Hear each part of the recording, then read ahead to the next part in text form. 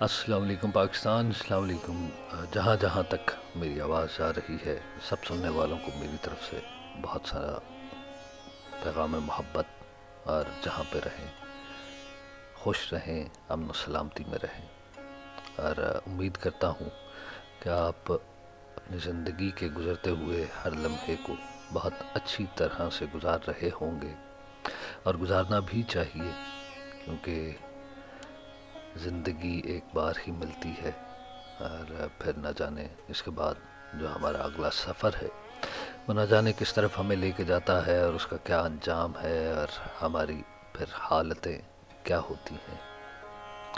تو ایک مرتبہ پھر آج آپ کی خدمت میں حاضر ہوں، اور سعادت حسن منٹو صاحب کے ہی ایک افسانے کو لے کر آیا ہوں، جس کا نام ہے جاؤ حنیف جاؤ۔ یہ بھی ہمارے ایک معاشرے کی سچائی ہے۔ وہ اس میں جو کریکٹر ہیں، جو کردار ہیں، وہ پاکستان بننے سے پہلے کے ہیں، جن میں کچھ ہندو اور مسلمان ہیں، لیکن اس سے کیا فرق پڑتا ہے، آج بھی اسی طرح کے کردار اور واقعات رونما ہو رہے ہیں، معاشرہ چاہے وہ مسلمانوں کا ہے یا ہندوؤں کا ہو یا عیسائیوں کا ہو، معاشرہ کوئی بھی ہو، معاملات کچھ اسی طرح کے ہیں، کیونکہ بنیادی ضروریات، خواہشات اور تمنائیں، حرص و ہوس، لالچ، طمع، وہ کسی رنگ و نسل اور مذہب سے بلند ہے۔ ہر چیز کو بالائے طاق رکھتے ہوئے ہر فرد واحد اپنی خواہشات، اپنی تمناؤں کو آگے رکھتا ہے۔ تو اسی چیز کو مد نظر رکھتے ہوئے منٹو صاحب نے یہ افسانہ بھی لکھا، جس کا عنوان ہے جاؤ حنیف جاؤ۔ تو آغاز ہو رہا ہے جناب اس کا، جو آپ کی خدمت پہ پیش کر رہا ہوں۔ چودھری غلام عباس کی تازہ ترین تقریر پر تبادلہ خیال ہو رہا تھا۔ ٹی ہاؤس کی فضا وہاں کی چائے کی طرح گرم تھی۔ سب اس بات پر متفق تھے کہ ہم کشمیر لے کر رہیں گے، اور یہ کہ ڈوگرا راج کا فی الفور خاتمہ ہو جانا چاہیے۔ سب کے سب مجاہد تھے، لڑائی کے فن سے نابلد تھے، مگر میدان جنگ میں جانے کے لیے سربقف تھے۔ ان کا خیال تھا کہ اگر ایک دم ہلہ بول دیا جائے تو یوں چٹکیوں میں کشمیر سر ہو جائے، پھر ڈاکٹر گراموں کی ضرورت نہ رہے گی، نہ یو این او کی کہ ہر چھٹے مہینے گڑ گڑانا پڑے۔ ان مجاہدوں میں میں بھی تھا۔ مصیبت یہ تھی کہ پنڈت جواہر لال نہرو کی طرح سے میں بھی کشمیری ہوں، اس لیے کشمیر میری زبردست کمزوری ہے۔ چنانچہ میں نے باقی مجاہدوں کی ہاں میں ہاں ملائی، اور آخر میں طے یہ ہوا کہ جب لڑائی شروع ہو تو ہم سب اس میں شامل ہوں اور صف اول میں نظر آئیں۔ حنیف نے یوں تو کافی گرم جوشی کا اظہار کیا، مگر میں نے محسوس کیا کہ وہ افسردہ سا ہے۔ میں نے بہت سوچا، مگر مجھے اس کی افسردگی کی کوئی وجہ معلوم نہ ہو سکی۔ چائے پی کر باقی سب چلے گئے، لیکن میں اور حنیف بیٹھے رہے۔ اب ٹی ہاؤس قریب قریب خالی تھا۔ میں نے بہت دور ایک کونے میں دو لڑکے ناشتہ کرتے ہوئے دیکھے تھے۔ حنیف کو میں ایک عرصے سے جانتا تھا، مجھ سے قریب قریب 10 برس چھوٹا تھا۔ بی اے پاس کرنے کے بعد سوچ رہا تھا کہ اردو کا ایم اے کروں یا انگریزی کا۔ کبھی کبھی اس کے دماغ پر یہ سنک بھی سوار ہو جاتی تھی کہ ہٹاؤ پڑھائی کو، سیاہی کرنی چاہیے۔ میں نے حنیف کو غور سے دیکھا۔ وہ ایش ٹرے میں سے ماچس کی جلی ہوئی تیلیاں اٹھا اٹھا کر ان کے ٹکڑے ٹکڑے کر رہا تھا۔ جیسے کہ میں پہلے کہہ چکا ہوں، وہ افسردہ تھا، اس لیے اس وقت بھی اس کے چہرے پر وہی افسردگی چھائی ہوئی تھی۔ میں نے سوچا موقع اچھا ہے، اس سے دریافت کرنا چاہیے۔ چنانچہ میں نے اس سے کہا، تم خاموش کیوں ہو؟ حنیف نے اپنا جھکا ہوا سر اٹھایا، ماچس کی تیلی کے ٹکڑے کر کے ایک طرف پھینکے اور جواب دیا، ایسے ہی۔ میں نے سگریٹ سلگھایا، ایسے ہی تو ٹھیک جواب نہیں، ہر چیز کی کوئی نہ کوئی وجہ ضرور ہوتی ہے۔ تم غالباً کسی بیتے ہوئے واقعے کے متعلق سوچ رہے ہو۔ حنیف نے اس بات میں سر ہلایا۔ ہاں، اور وہ واقعہ کشمیر کی سرزمین سے تعلق رکھتا ہے۔ حنیف چونکا۔ آپ نے کیسے جانا؟ میں مسکرا دیا۔ شارلک ہومز ہوں میں بھی۔ ارے بھائی، کشمیر کی باتیں جو ہو رہی تھیں، جب تم نے مان ہی لیا کہ سوچ رہے ہو، کسی بیتے ہوئے واقعے کے متعلق سوچ رہے ہو، تو میں فوراً اس نتیجے پر پہنچ گیا کہ اس بیتے ہوئے واقعے کا تعلق کشمیر کے سوا کسی اور سرزمین سے نہیں ہو سکتا۔ کیا وہاں کوئی رومان لڑا تھا تمہارا؟ رومان؟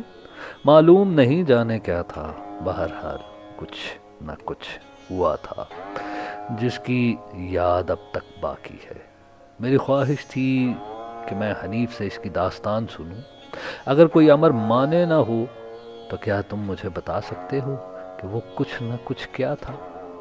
حنیف نے مجھ سے سگریٹ مانگ کر سلگھا لیا اور کہا، منٹو صاحب، کوئی خاص دلچسپ واقعہ نہیں ہے، لیکن اگر آپ خاموشی سے سنتے رہے اور مجھے ٹوکیں گے نہیں تو میں آج سے 3 برس پہلے جو کچھ ہوا آپ کو منوان بتا دوں گا۔ میں افسانہ گو نہیں، پھر بھی میں کوشش کروں گا۔ میں نے وعدہ کیا کہ میں اس کے تسلسل کو نہیں توڑوں گا۔ اصل میں وہ اب دل و دماغ کی گہرائیوں میں ڈوب کر اپنی داستان بیان کرنا چاہتا تھا۔ حنیف نے تھوڑے توقف کے بعد کہنا شروع کیا، منٹو صاحب، آج سے 2 برس پہلے کی بات ہے کہ جب بٹوارہ کسی کے فہم و گمان میں بھی نہ تھا۔ گرمیوں کا موسم تھا، میری طبیعت اداس تھی، معلوم نہیں کیوں۔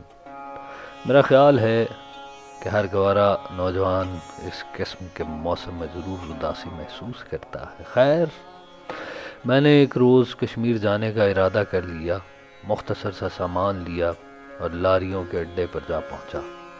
ٹکٹ لیا، لاری جب پہنچی تو میرا ارادہ بدل گیا۔ میں نے سوچا سری نگر میں کیا دھرا ہے، 20 مرتبہ دیکھ چکا ہوں، اگلے اسٹیشن بٹوت پر اتر جاؤں گا۔ سنا ہے بڑا صحت افزا مقام ہے، تپ کے مریض یہیں آتے ہیں، صحت مند ہو کر جاتے ہیں۔ چنانچہ میں بٹوت میں اتر گیا، وہاں ایک ہوٹل میں ٹھہر گیا۔ ہوٹل بس ایسا ہی واجبی سا تھا، بہرحال ٹھیک تھا، مجھے بٹوت پسند آ گیا۔ صبح چڑھائی کی طرف سیر کو نکل جاتا، واپس آ کر خالص مکھن اور ڈبل روٹی کا ناشتہ کرتا، لیٹ کر کسی کتاب کا مطالعہ میں مصروف ہو جاتا۔ دن اس صحت افزا فضا میں بڑی اچھی طرح سے گزر رہے تھے۔ آس پاس جتنے دکاندار تھے سب میرے دوست بن گئے تھے، خاص طور پر سردار لہنا سنگھ جو درزیوں کا کام کرتا تھا۔ میں اس کی دکان پر گھنٹوں بیٹھا رہتا، عشق و محبت کے افسانے سننے اور سنانے کا اسے قریب قریب خبط تھا۔ مشین چلتی رہتی اور وہ یہاں تو کوئی داستان عشق سناتا رہتا یا سنتا رہتا۔ اس کو بٹوت سے متعلق ہر چیز کا علم تھا، کون کس سے عشق لڑا رہا ہے، کس کس کی آپس میں کھٹ پٹ ہو گئی، کون کون سی لونڈیا پر سے نکل آئے ہیں، ایسی تمام باتیں اس کی جیب میں ٹھوسی رہتی تھیں۔ شام کو میں اور وہ اترائی کی طرف سیر کو جاتے اور بانہال کے درے تک پہنچ کر آہستہ آہستہ واپس چلے آتے تھے۔ ہوٹل سے اترائی کی طرف پہلے موڑ پر سڑک کے داہنے ہاتھ مٹی کے بنے ہوئے کوارٹر سے تھے۔ میں نے ایک دن سردار جی سے پوچھا کہ یہ کوارٹر کیا رہائش کے لیے ہیں؟ یہ میں نے اس لیے دریافت کیا کہ مجھے وہ بہت پسند آ گئے تھے۔ سردار جی نے مجھے بتایا کہ ہاں، رہائش ہی کے لیے ہیں۔ آج کل اس میں سرگودے کے ایک ریلوے بابو جی ٹھہرے ہوئے ہیں۔ ان کی دھرم پتنی بیمار ہے۔ میں سمجھ گیا کہ دکھ ہو گئی ہے۔ خدا معلوم میں دکھ سے اتنا کیوں ڈرتا ہوں۔ اس دن کے بعد جب بھی میں ادھر سے گزرا، ناک اور منہ پر رومال رکھ کر گزرا۔ میں داستان کو طویل نہیں کرنا چاہتا، قصہ مختصر یہ ہے کہ ریلوے بابو جن کا نام کندن لال تھا، ان سے میری دوستی ہو گئی اور میں نے محسوس کیا کہ اسے اپنی بیمار بیوی کی کوئی پرواہ نہیں ہے۔ وہ اس فرض کو محض ایک فرض سمجھ کر ادا کر رہا ہے۔ وہ اس کے پاس بہت کم جاتا تھا اور دوسرے کوارٹر میں رہتا تھا، جس میں وہ دن میں 3 مرتبہ فنائل چھڑکتا۔ مریضہ کی دیکھ بھال اس کی چھوٹی بہن سمتری کرتی تھی۔ دن رات یہ لڑکی جس کی عمر بمشکل 14 برس کی ہوگی اپنی بہن کی خدمت میں مصروف رہتی تھی۔ میں نے سمتری کو پہلی مرتبہ مگو نالے پر دیکھا۔ میلے کپڑوں کا ایک بڑا انبار پاس رکھے وہ نالے کے پانی سے غالباً شلوار دھو رہی تھی کہ میں پاس سے گزرا۔ آہٹ سن کر وہ چونکی۔ مجھے دیکھ کر اس نے ہاتھ جوڑ کر نمستے کہا۔ میں نے بھی جواب دیا اور اس سے پوچھا، تم مجھے جانتی ہو؟ سمتری نے باریک آواز میں کہا، جی ہاں، آپ بابو جی کے دوست ہیں۔ میں نے ایسا محسوس کیا کہ مظلومیت ہے جو سکڑ کر سمتری کی شکل اختیار کر گئی ہے۔ میرا جی چاہتا تھا کہ اس سے باتیں کروں اور کچھ کپڑے دھو ڈالوں تاکہ اس کا کچھ بوجھ ہلکا ہو جائے، مگر پہلی ملاقات میں ایسی بے تکلفی نامناسب تھی۔ دوسری ملاقات بھی اسی نالے پر ہوئی۔ وہ کپڑوں پر صابن لگا رہی تھی تو میں نے اس کو نمستے کی اور چھوٹی چھوٹی بیٹوں کے بستر پر اس کے پاس ہی بیٹھ گیا۔ وہ کسی قدر گھبرائی، لیکن جب بات شروع ہوئی تو اس کی ایک گھبراہٹ دور ہو گئی اور وہ اتنی بے تکلف ہو گئی کہ اس نے مجھے اپنے گھر کے تمام معاملات بتانے شروع کر دیے۔ بابو جی یعنی کندن لال سے اس کی بڑی بہن کی شادی ہوئے 5 برس ہو چلے تھے۔ پہلے برس میں تو بابو جی کا سلوک اپنی بیوی سے ٹھیک رہا، لیکن جب رشوت کے الزام میں وہ نوکری سے معطل ہوا تو اس نے اپنی بیوی کا زیور بیچنا چاہا۔ زیور بیچ کر وہ جوا کھیلنا چاہتا تھا کہ دگنے روپے ہو جائیں۔ بیوی نہ مانی، نتیجہ اس کا یہ ہوا کہ اس نے اپنی بیوی کو مارنا پیٹنا شروع کر دیا۔ سارا دن ایک تنگ و تاریک کوٹھڑی میں رہتا اور کھانے کو کچھ نہ دیتا۔ اس نے مہینوں ایسا کیا، آخر ایک دن عاجز آ کر اس کی بیوی نے اپنا زیور اس کے حوالے کر دیا، لیکن زیور لے کر وہ ایسا غائب ہوا کہ 6 مہینے تک اس کی شکل نظر نہ آئی۔ اس دوران میں سمتری کی بہن فاقہ کشی کرتی رہی۔ اگر وہ چاہتی تو اپنے میکے جا سکتی تھی۔ اس کا باپ مالدار تھا، اس سے بہت پیار کرتا تھا، مگر اس نے مناسب نہ سمجھا۔ نتیجہ اس کا یہ ہوا کہ اس کو دق ہو گئی۔ کندن لال 6 مہینے کے بعد اچانک گھر آیا تو اس کی بیوی بستر پر پڑی تھی۔ کندن لال اب نوکری پر بحال ہو چکا تھا۔ جب اس سے پوچھا گیا کہ وہ اتنی دیر کہاں رہا تو وہ بات کو گول کر گیا۔ سمتری کی بہن نے اس سے زیوروں کے بارے میں نہیں پوچھا۔ اس کا پتی گھر واپس آ گیا۔ وہ بہت خوش تھی کہ بھگوان نے اس کی سن لی۔ اس کی صحت کسی قدر بہتر ہو گئی، مگر یہ اس کے آنے سے جو آ جاتی ہے منہ پر رونق والا معاملہ تھا۔ 1 مہینے کے بعد اس کی حالت اور بھی زیادہ خراب ہو گئی۔ اس اثنا میں سمتری کے ماں باپ کو پتہ چل گیا۔ وہ فوراً وہاں پہنچے اور کندن لال کو مجبور کیا کہ وہ فوراً اپنی بیوی کو کسی پہاڑ پر لے جائے۔ خرچ وغیرہ کا ذمہ انہوں نے کہا کہ ہمارا ہے۔ کندن لال نے کہا چلو سیر ہی صحیح۔ سمتری کو دل بہلاوے کے لیے ساتھ لیا اور بٹوت پہنچ گیا۔ یہاں وہ اپنی بیوی کی قطن دیکھ بھال نہیں کرتا تھا، سارا دن باہر تاش کھیلتا۔ سمتری پرہیزی کھانا پکاتی، اس لیے وہ صبح شام ہوٹل سے کھانا کھاتا تھا۔ ہر مہینے سسرال لکھ دیتا کہ خرچ زیادہ ہو رہا ہے، چنانچہ وہاں سے رقم میں اضافہ کر دیا جاتا۔ میں داستان لمبی نہیں کرنا چاہتا۔ سمتری سے میری ملاقات اب ہر روز ہونے لگی۔ نالے پر وہ جگہ جہاں وہ کپڑے دھوتی تھی بڑی ٹھنڈی تھی، نالے کا پانی بھی ٹھنڈا تھا۔ سیب کے درخت کی چھاؤں بہت پیاری تھی اور گول گول باٹیاں، جی چاہتا تھا کہ سارا دن انہیں اٹھا کر نالے کے شفاف پانی میں پھینکتا رہوں۔ یہ تھوڑی سی بھونڈی شاعری میں نے اس لیے کی کہ مجھے سمتری سے محبت ہو گئی تھی اور مجھے یہ معلوم تھا کہ اس نے اسے قبول کر لیا ہے۔ چنانچہ ایک دن جذبات سے مغلوب ہو کر میں نے اسے اپنے سینے کے ساتھ لگا لیا، اس کے ہونٹوں پر اپنے ہونٹ رکھ دیے اور آنکھیں بند کر لی۔ سیب کے درخت میں چڑیاں چہچہا رہی تھی، مگو نالے کا پانی گنگناتا ہوا بہہ رہا تھا۔ وہ خوبصورت تھی، گو دبلی تھی، مگر اس طور پر کہ غور کرنے پر آدمی اس نتیجے پر پہنچتا ہے کہ اسے دبلی ہی ہونا چاہیے تھا۔ اگر وہ ذرا موٹی ہوتی تو اتنے نازک طور پر خوبصورت نہ ہوتی۔ اس کی آنکھیں غزالی تھیں جن میں قدرتی سرما لگا رہتا تھا۔ چھوٹا سا قد تھا، گھنے سیاہ بال جو اس کی کمر تک آتے تھے، چھوٹا سا کنوارا پن۔ منٹو صاحب جوبن پر تھا۔ منٹو صاحب، میں اس کی محبت میں سرتپا غرق ہو گیا۔ ایک دن جب وہ اپنی محبت کا اظہار کر رہی تھی، میں نے وہ بات جو بڑے دنوں سے میرے دل میں تھی کانٹے کی طرح سے چبھ رہی تھی اسے کہی کہ دیکھو سمتری، میں مسلمان ہوں، تم ہندو ہو، بتاؤ انجام کیا ہوگا؟ میں کوئی اوباش نہیں ہوں کہ تمہیں خراب کر کے چلتا بنوں، میں تمہیں اپنا جیون ساتھی بنانا چاہتا ہوں۔ سمتری نے میرے گلے میں باہیں ڈالی، بڑے مضبوط لہجے میں کہا، حنیف، میں مسلمان ہو جاؤں گی۔ میرے سینے کا بوجھ اتر گیا۔ طے ہوا کہ جو ہی اس کی بہن اچھی ہوگی وہ میرے ساتھ چل دے گی۔ اس کی بہن کو کہاں اچھا ہونا تھا؟ کندن لال نے مجھے بتایا کہ وہ اس کی موت کا منتظر ہے۔ یہ بات ٹھیک بھی تھی، گو اس طرح سوچنا اور اس کا علاج کرانا کچھ مناسب نہیں تھا۔ بہرحال حقیقت سامنے تھی، کم وقت مرض ہی ایسا تھا کہ بچنا محال تھا۔ سمتری کی بہن کی طبیعت دن بدن گرتی گئی۔ کندن لال کو کوئی پرواہ نہ تھی، چونکہ اب سسرال سے روپے زیادہ آنے لگے تھے اور خرچ کم ہو گیا تھا یا خود ہی کم کر دیا گیا تھا۔ اس نے ڈاک بنگلے جا کر شراب پینا شروع کر دی اور سمتری سے چھیڑ چھاڑ کرنے لگا۔ منٹو صاحب، جب میں نے یہ سنا تو میری آنکھوں میں خون اتر آیا۔ اتنی جرت نہ تھی ورنہ میں بیچ سڑک کے اس کی مرمت جوتوں سے کرتا۔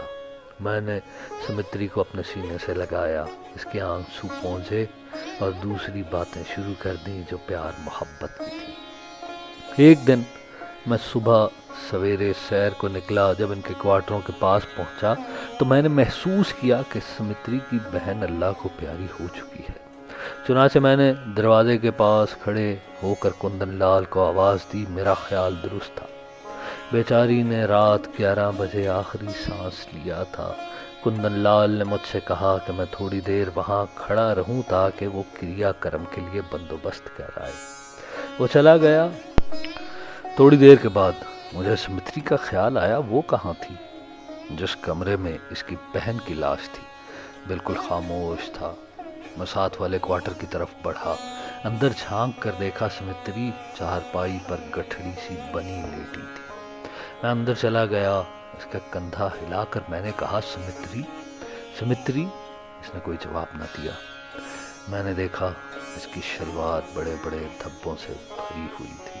میں نے اس کا کندھا ہلایا مگر وہ خاموش رہی۔ میں نے بڑے پیار سے پوچھا، کیا بات ہے سمتری؟ سمتری نے رونا شروع کر دیا۔ میں اس کے پاس بیٹھ گیا۔ کیا بات ہے سمتری؟ سمتری سسکیوں بھری آواز میں بولی، جاؤ حنیف جاؤ۔ میں نے کہا، کیوں؟ افسوس ہے، تمہاری بہن کا انتقال ہو گیا، مگر تم تو اپنی جان کو ہلکان نہ کرو۔ اس نے اٹک اٹک کر کہا، اس کے حلق سے آواز نہیں نکلتی تھی، وہ مر گئی ہے، پر میں اس کا غم نہیں کر سکتی، میں خود مر چکی ہوں۔ میں اس کا مطلب نہیں سمجھا۔ تم کیوں مرو؟ تمہیں تو میرا جیون ساتھی بننا ہے۔ یہ سن کر وہ دھاڑے مار مار کر رونے لگی۔ جاؤ حنیف جاؤ، میں اب کسی کے کام کی نہیں رہی۔ کل رات بابو جی نے میرا خاتمہ کر دیا۔ میں چیخی، ادھر دوسرے کوارٹر سے جی جی چیخی اور مر گئی۔ وہ سمجھ گئی تھی۔ ہائے کاش میں نہ چیخی ہوتی، وہ مجھے کیا بچا سکتی تھی۔ جاؤ حنیف جاؤ، یہ کہہ کر وہ اٹھی، دیوانہ وار میرا بازو پکڑا اور گھسیٹتی باہر لے گئی، پھر دوڑ کر کوارٹر میں داخل ہوئی اور دروازہ بند کر دیا۔ تھوڑی دیر کے بعد وہ خبیث کندن لال آیا، اس کے ساتھ 4-5 آدمی تھے۔ خدا کی قسم اکیلا ہوتا تو میں پتھر مار مار کر اسے جہنم وصال کر دیتا۔ بس یہ ہے میری کہانی، سمتری کی کہانی، جس کے یہ الفاظ ہر وقت میرے کانوں میں گونجتے رہتے ہیں، جاؤ حنیف جاؤ۔ کس قدر دکھ ہے ان 3 لفظوں میں۔ حنیف کی آنکھوں میں آنسو تیر رہے تھے۔ میں نے اس سے پوچھا، جو ہونا تھا وہ تو ہو گیا، تم نے سمتری کو قبول کیوں نہیں کیا؟ حنیف نے آنکھیں جھکا لیں، خود کو ایک موٹی گالی دے کر کہنے لگا، کمزوری مرد عموماً ایسے معاملوں میں بڑا کمزور ہوتا ہے، لعنت ہے اس پر۔